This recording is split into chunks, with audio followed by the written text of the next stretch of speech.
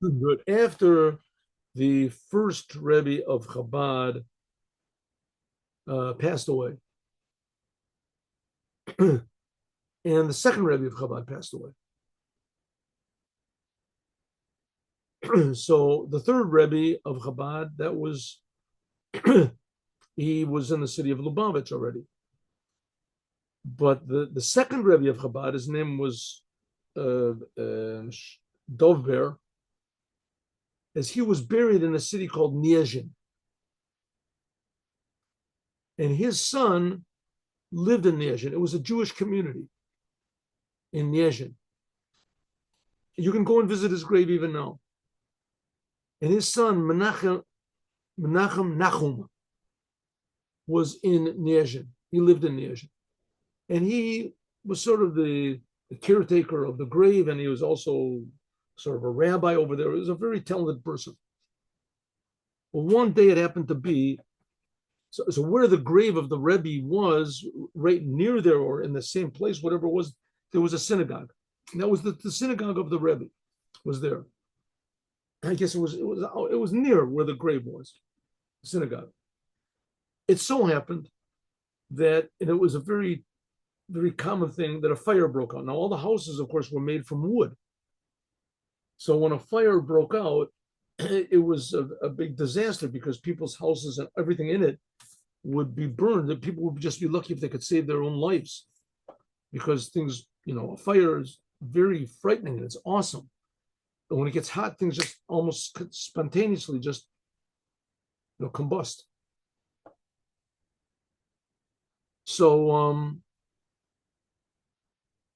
a fire broke out, and the fire was going from house to house, and it was approaching the synagogue.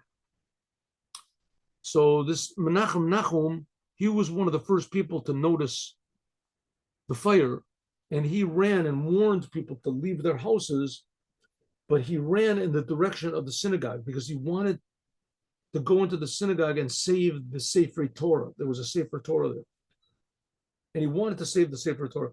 I think the Sefer Torah was like a special one that was owned by his father, and I don't remember, but it doesn't have to be special. Every Sefer Torah is special.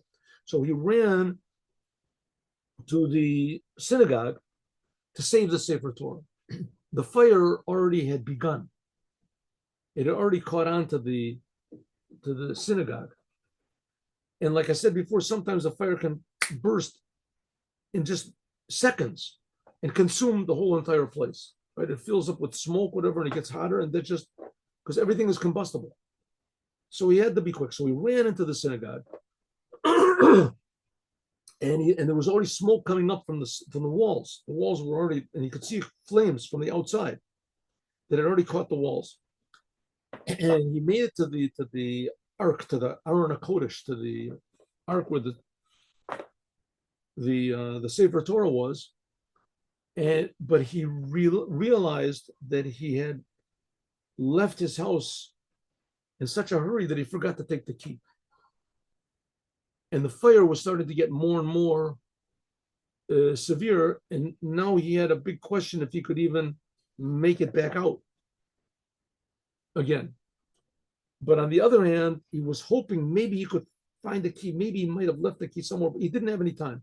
Suddenly, in front of him, right, he took a step back. In front of him, someone came, stepped in front of him, and opened up the ark and took out the Sefer Torah and gave it to him. And it was the first Rebbe of Chabad. That the first Rebbe of Chabad, he had passed away years earlier, 30 years earlier. I have to look up and see. But he had passed away years earlier. He had passed away. And he came physically, opened up the ark, took out the Torah and gave it to him. And told him, leave. And meanwhile, there were flames everywhere. And he ran out with the Sefer, with the Torah, ran out. As soon as he left the door, the whole entire place burst into flames and was totally destroyed. So it comes out that the first Rebbe of Chabad somehow or other came from the dead, but maybe it wasn't really from the dead. I mean, he came in a physical body. He opened up the ark. He had a key. and he took out the Sefer Torah and he gave it to him physically.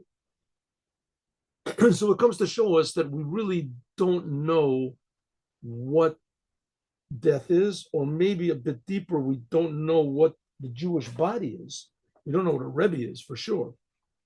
But it seems that it's impervious, the Jewish body, at least that of a Rebbe, is impervious to death and to fire and to all of the normal things that we think are destructive in this physical world. So it ends up that after all, this world is not as real and as frightening as we might think it is. And the whole job of a Rebbe is to teach every one of us, and eventually there'll be the raising of the dead where every Jew will experience this. But the idea of the Rebbe is to make us feel a little bit of the permanence and the holiness of every detail of the world, even right now. Have a good Shabbat with Mashiach. Now, see you all, God willing, on Sunday at 8 o'clock in the morning. Good Shabbos. Thank you. Good Shabbos. Shalom. Shalom.